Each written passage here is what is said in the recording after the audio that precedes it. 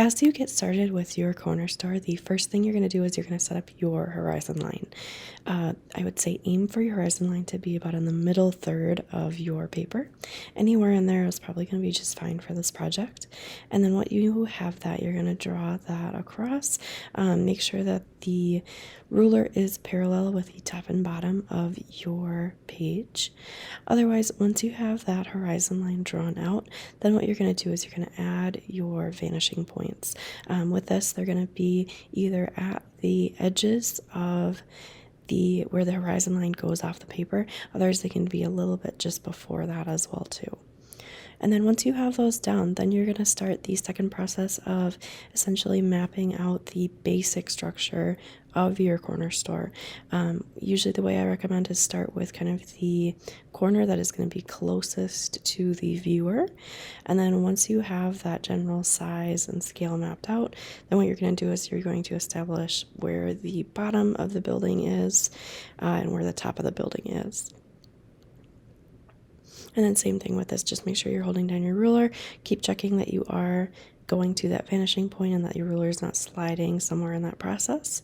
Otherwise, you're going to end up with something that looks kind of like this, where you have that middle line and then those kind of those two triangles that are going into the vanishing points.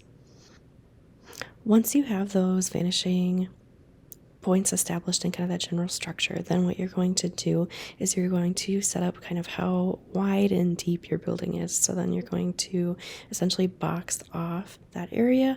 You'll also notice that I've erased out that horizon line in the middle since I'm having my building block off most of that now.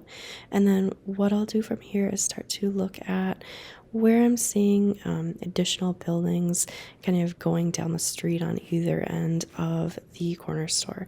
With this can be kind of a nice way to add a little bit more detail to your piece. And then kind of same structure with this, you're going to use your vertical lines to establish kind of that width or depth that you're building. You're going to use your vanishing points to establish that bottom and top. And then you'll also establish that for kind of any areas where you're getting that three-dimensional shaping. So just always make sure you're referring to your vanishing points as you get this drawn out. Like I mentioned last time, you're typically not going to have just horizontal lines at this point that just are on their own. Pretty much if it's on the sides of the building, it's going to be in perspective. So just make sure that you're either using vertical lines or you're going to those vanishing points. And then once you have kind of the general structure of your corner store and any additional buildings you have in the composition, then you're going to start to look at smaller features of your composition. So this would be things like adding windows, doors, signs to the buildings themselves, starting to look inside the windows, thinking of starting to give some identity to that corner store and thinking of the purpose of that store and kind of thinking of that overall subject matter that you want to represent.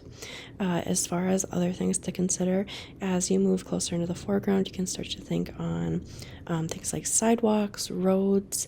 I would say also consider, are you seeing any signs, vehicles?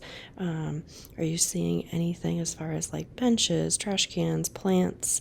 Thinking on that environment and thinking on what you see as you get closer. And then those items are also going to be in perspective.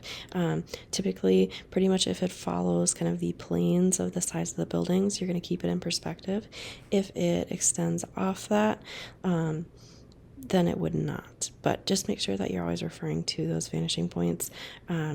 Does end up being a little bit tedious, but just make sure that you are checking, reminding yourself of that. Sometimes it's easy to forget it and then realize that you have areas that aren't in perspective. So just double check when you can. Otherwise, this is kind of the main points of this. As you get further along, you're going to start to consider value and shading in with pen. But for next couple days, the big focus is making sure that your drawing is in perspective. And then let me know if you do need either help or clarification on certain areas. Perspective sometimes can be a bit of a learning curve, so if you're struggling, just reach out and ask for help. All right, and then as this finishes up, I would say if you haven't found loose references to pull from, get some of those in hand. It can be really helpful, especially as you start to look at detailing.